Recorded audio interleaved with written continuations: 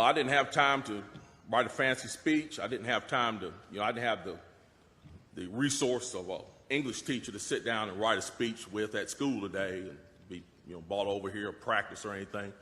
What I really came down here for is this. I've heard a whole lot of people in here talking tonight about this group and that group and domestic violence and blacks, these minorities and that minority. What I want to know is, when are you all going to start standing up for the majority? And here's who the majority is. I'm the majority.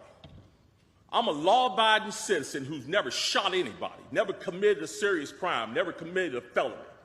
I've never done anything like that. But it seems like every time we have one of these shootings, nobody wants to put the blame where it goes, which is at the shooter's feet. You want to put it at my feet. You want to turn around and restrict my right, constitutional right that's spelled out in black and white. You want to restrict my right to buy a firearm and protect myself from some of the very people you're talking about in here tonight. It's ridiculous. I don't think Rod Serling could come up with a better script. It does not make any sense. The law-abiding citizens of this community and many communities around this country, we're the first ones taxed and the last ones considered and the first ones punished when things like this happens, because our rights are the ones that are being taken away.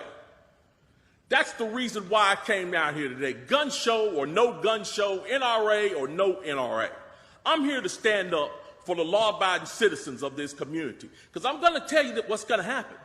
You can take the guns away from us all you want to. You all write a law, I follow the law, I'll bring my guns down here, I'll turn them in. But here's what's going to happen. The Crips and the Bloods on the other side of town, they're not going to turn their guns in. They're going to hold on to them. And what's going to happen when you have to send the police down there to go take them? The police can barely enforce the law as it is. As what I see, we demonize the police, criminalize and vilify the police, and we make the criminals into victims. And we're talking about restricting guns? How are you going to do that? How are you going to do that when the police department's already hamstrung? You're not going to be able to go down here and take these guns from these criminals. So the criminals are going to hold on to their guns. They're still going to have them. They're still going to break in my house, and they're still going to shoot me with them. And guess who's going to be the one that suffers? It's going to be me. Well, I'm here to tell you tonight, it is not going to happen without a fight. And when I say fight, I don't mean shots fired. I don't mean fist thrown.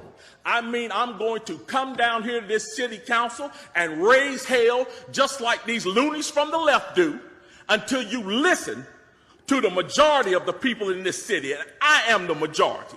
The majority of the people in this city are law-abiding, and they follow the law, and they want their constitutional right to be able to bear arms. They want to be able to go to the gun show and buy a hunting rifle or a sport rifle. There are no military-grade weapons sold at the gun show. An AR-15 is not a military-grade weapon. Anybody that would go into combat with an AR-15 is a fool. It's a semi-automatic .22 rifle. You'd be killed in 15 minutes in combat with that thing. So we need to dispel all these myths, and we need to drop all this division that we got going on here. Because the bottom line is, when that Second Amendment was written, whether the framers liked it or not, they wrote it for everybody. And I am everybody. And the law-abiding citizens of this city are everybody. And we want our rights, and we want to keep our rights. And by God, we're going to keep them, come hell or high water.